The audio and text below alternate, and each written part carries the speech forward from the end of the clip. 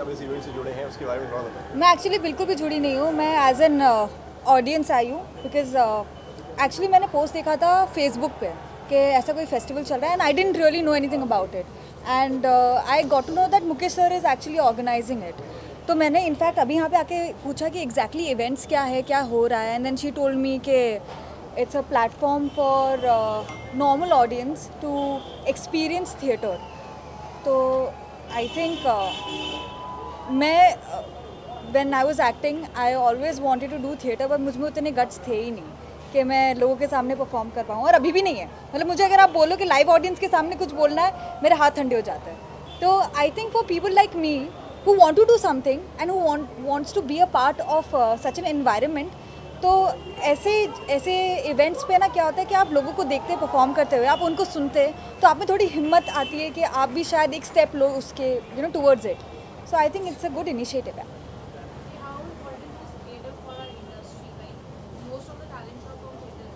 I am not from theatre, so I don't know actually, you no.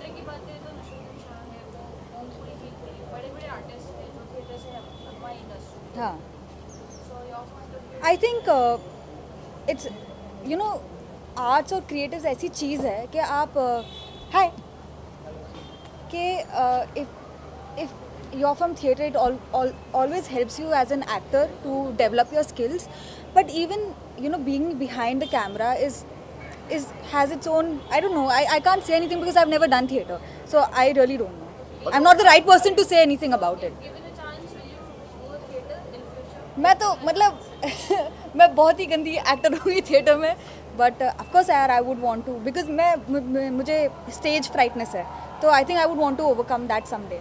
और जो fest के बारे में आप क्या सोचती हैं, और मतलब क्या कोई मेमोरीज रही हैं ऐसी कोई फेस्ट के साथ में जुड़ी हुई आपके कॉलेज टाइम में? मेरे कॉलेज में, हाँ, मैं मिठी बाई कॉलेज में थी, मेरा क्षितिज पता, हाँ, तो मैं उसमें क्रिएटिव्स में थी, arts and creatives, I was the HOD.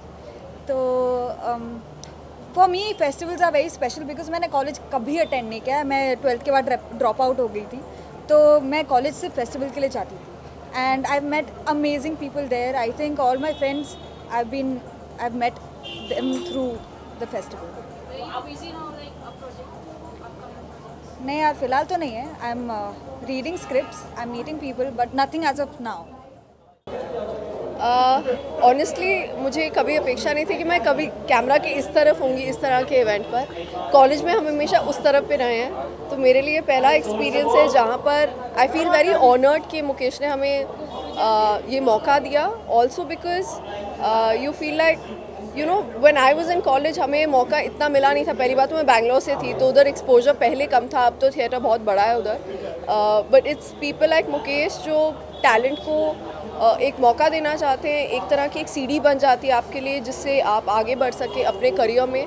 And it's no longer considered a taboo to be a part of the industry और बी पार्ट ऑफ थिएटर। पहले कहते थे अरे कुछ नहीं आता है, थिएटर में एक्टिंग करते हैं, आगे क्या करना चाहते हो।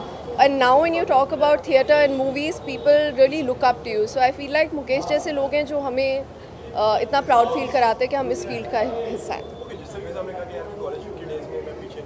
जी,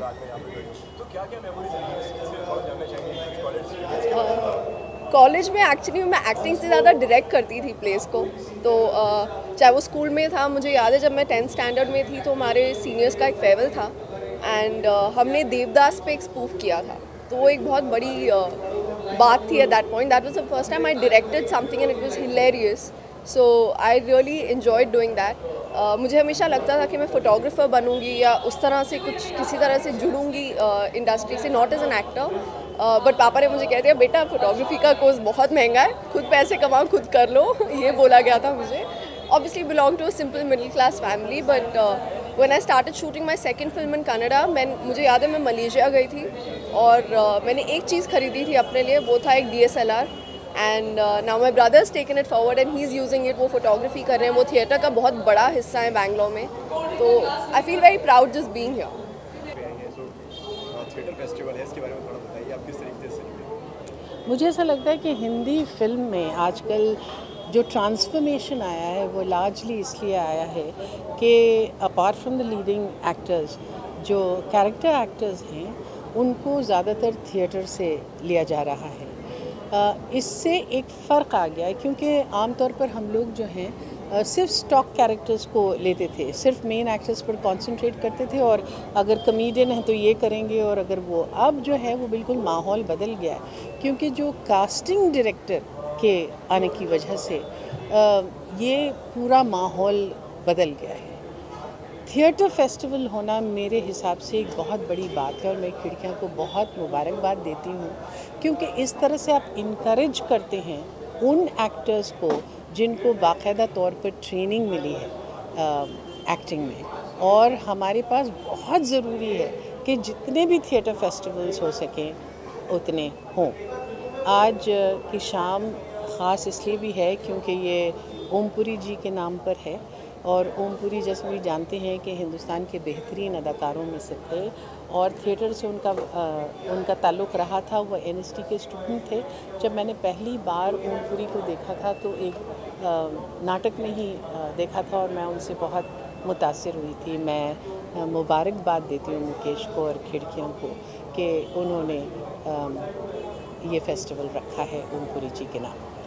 जिस तरीके से आज के टाइम में सिनेमा जो डिजिटल होता जा रहा है, लोगों का आज के टाइम में वेब सीरीज आती जा रही है, TV सीरियल्स आ रही हैं, और जो फिल्में आ रही हैं, तो आपको ये लगता है कि कहीं ना कहीं जो है लोग थिएटर से कहीं ना कहीं दूर होते जा रहे हैं? नहीं, ऐसा नहीं है, क्योंकि ये तो वेरियस मीडियम्स हैं। जाहिर है कि थिएटर को साथ जीना इन तमाम मीडियम्स के साथ, इसके लिए बहुत कोशिश करनी पड़ेगी, और इसलिए हमें बहुत ज़्यादा ज़रूरी है कि हमको आर्ट्स के लिए जिस तरह की स्पॉन्सरशिप्स मिल सकें वो मिले, क्योंकि थिएटर का अपना मायना है, अपनी जगह है, और इस जगह को अगर हम महफूज कर नहीं रखें तो ये हमारे समाज के लिए अच्छी बात नहीं होगी।